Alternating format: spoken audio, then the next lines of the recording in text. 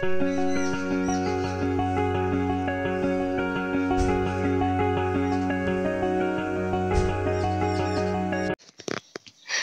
বন্ধুরা, শুভ বিকাল। তো আপনাদের সবাইকে আমার চ্যানেলে স্বাগত জানাই। তো আশা করি আপনারা সকলেই ভালো আছেন, যে যেখান থেকে আমার ভিডিও দেখছেন আপনারা সকলেই ভালো আছেন ও সুস্থ আছেন। তো আমিও সুস্থ আছি, ভালো আছি। তো বন্ধুরা, আমার ভিডিও যারা এখান থেকে দেখেন না কেন তাদেরকে আমি আমার প্রণাম জানাই ও ভালোবাসা, ছোটোদের আমি ভালোবাসা জানাই। তো এখন বাজে বিকেল 5টা। তো 5টায় আমি ব্লগটা স্টার্ট করলাম। তো বিকেলের আকাশটা দেখেন কত সুন্দর। দুপুরে যা রোদ, সেই রোদের পরে বিকেলটা একটু একটু ঠান্ডা ঠান্ডা আছে, তো খুবই ভালো লাগছে। তাই আমি একটু ঘুরছি, বাড়ির মধ্যেই একটু পায়চারি করছি। তো এখন তো ধান কাটার সিজন, তো মাঠে ঘাটে সবাই ধান নিয়ে ব্যস্ত, ধান কাটা হচ্ছে। তো আমাদের বাড়ির সামনেই তো মাঠ। তো আগে আমি দেখিয়েছিলাম যখন ধানগুলো চাষ হয় জমিতে, সেটা আমি ভিডিও করে দেখেছিলাম আগের ভিডিওতে। তো এখন সেই সব জমিগুলো ধান পেকে গেছে এবং সেই ধান কাটা হচ্ছে। তো দেখেন বন্ধুরা, এটা আমাদের বাড়ির পিছন। সামনের দিকটাও আগে আমি দেখিয়েছি, এটা আমাদের বাড়ির পিছনটাতেই আমি বেশিরভাগ ভিডিওটা বানাই, কারণ পিছনে মাঠ আছে, তো জায়গাটা বেশ ভালো, মনোরম জায়গা। তাই আমার এখানে ভিডিও বানাতে ভালো লাগে।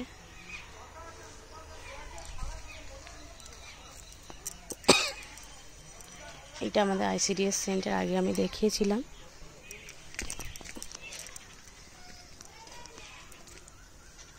বলুন তো এটা কি ফুল?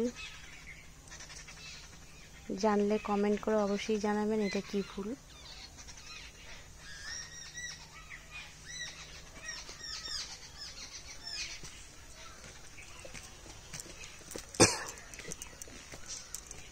তো এই দেখেন মাঠ, যে মাঠে ধান চাষের সময় আমি আগে দেখিয়েছিলাম, যখন বীজ রোয়ানো হয় তখন দেখেছিলাম। এখন দেখেন ধানগুলো সব পুরো পেকে গেছে। ওই যে পুরো ধান, কিছু কিছু জমিতে ধান পেকে গেছে এবং ধানগুলো কাটাও হয়ে গেছে। এই জমিটা এখন ধান পাকতে এখন দেরি আছে।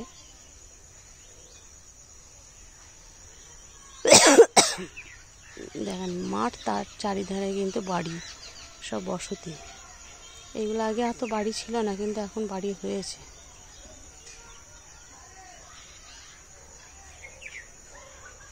এই রাস্তাটা দিয়ে পুরো মাঠ যা হয়।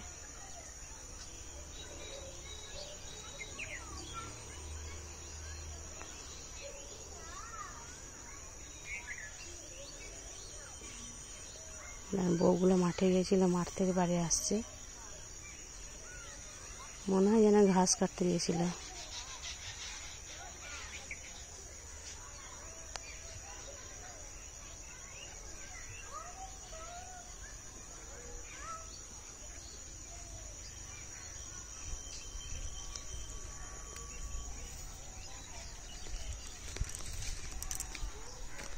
তো এখন আমি চলে যাচ্ছি বাড়ির দিকে।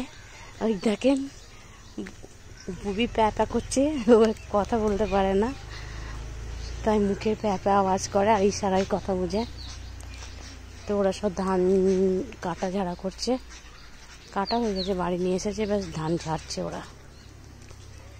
মনীষীগুলো সেই সকাল থেকে লেগে এখন ছাড়লো কাজ। এরা হাঁসগুলো চড়ছে। কোথায় গেছিলে? ধান কাটা হয়ে গেছে। কতটা জমি চাষ করেছো তোমরা? ও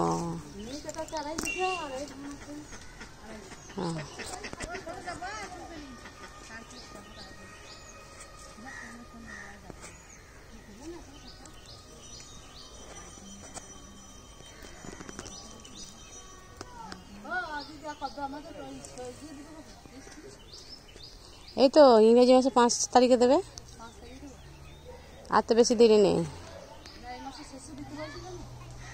না শেষে না, একবারে 5 তারিখে আবার দেবে নাকি? না রুল আনতে গেছে। দাঁড় তো ভাইয়ের মার হবে চো।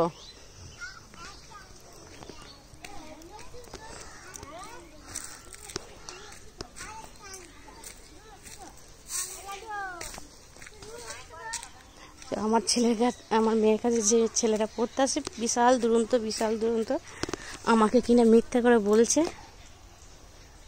যে ব্যাগের মধ্যে রুল নেই, অথচ ব্যাগের মধ্যেই রুল ভরা আছে। তো বাড়ি গিয়েছিল রুল আনতে, ওর দিদি আবার বললো যে রুল আছে ব্যাগের মধ্যে, তাই ভাইকে নিয়ে এসেছে সঙ্গে করে। দাঁড়া তোর হচ্ছে, দাঁড়া। এই যে এই ছেলেটা, এটা হচ্ছে ওর দিদি,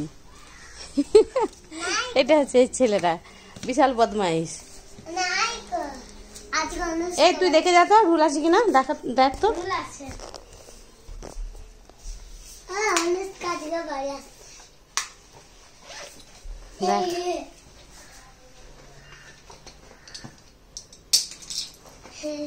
তাহলে মিথ্যে কথা বললে, ওই তো রুল আছে। বদমাইশ, পড়াশোনা কেন? বেশ বই খোল। হ্যাঁ বই খোলো।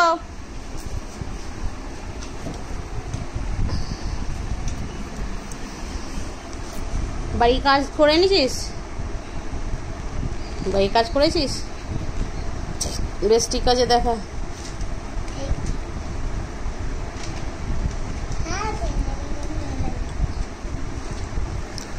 ছেলেটা এত বদমাইশ, পড়াশোনা করতে খুব বদমাইশ করে, এমনি ভালো, আর পড়াশোনা করতে গেলেই তখন এমনিতে বাচ্চাটা বুদ্ধি আছে, ঠিকমতো গাইড করলে ছেলেটা এক জায়গায় যাবে, কিন্তু গাইডের অভাব। তো বন্ধুরা, বাচ্চাদের পড়িয়ে দেখেন সন্ধ্যা হয়ে গেল। আমি তুলসী তলায় প্রদীপ দিয়েছি এবং সন্ধে দিয়েছি।